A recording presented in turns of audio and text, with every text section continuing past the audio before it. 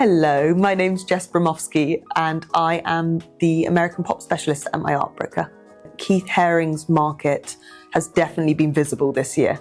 You know, we've seen it across the auction, across the originals and the prints market. He has been a name that is banded around, and he's also instantly recognizable with his motifs. So you can see him every time you walk into one of those auction rooms. His market has been down, but we've seen that across all markets at the moment in the art world. So that's no surprise. But I think what is nice to see is that he has still retained this demand for certain works. Keith Haring's most recognizable motifs have these sort of simplistic black outlines. They're figures, they're pyramids, they're barking dogs. You know, they're these subjects that are so instantly recognizable as his, and half of that is to do with form and line and shape and color, and then also how he structures his works. At the beginning of 2024, we saw the Keith Haring's pyramids come up at auction, and that wasn't something that we had seen that much in 2023.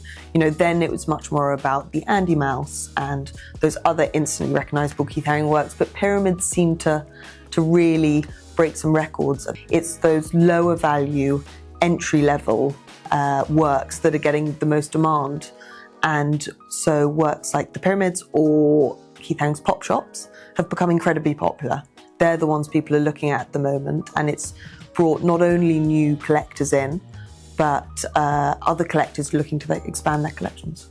So I think Keith Haring's market is so interesting because of this range of pricing.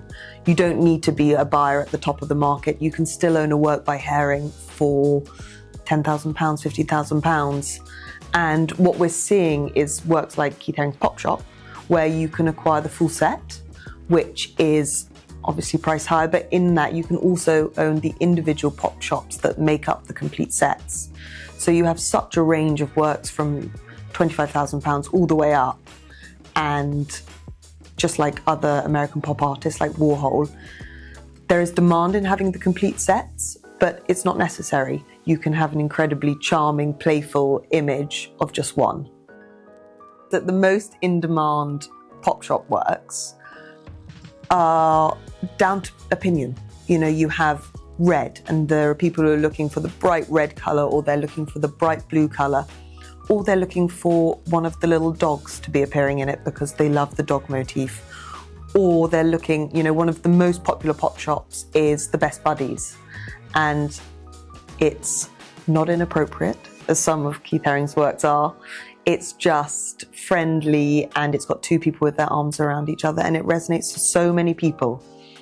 And interestingly with that, when we're talking about price, is there is the Best Buddies from the Pop Shop series, and then there's the Best Buddies created in 1990 that is signed by the Keith Haring estate because it was just after he passed away.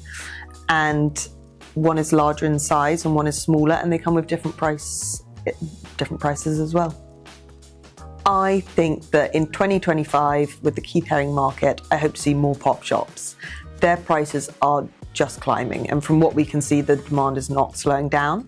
So that would be really fun. A work that I always get asked about is the barking dog. If we can see more of them coming to market, it shows that not only is there demand, but there's also, you know, it's a brilliant moment for sellers as well.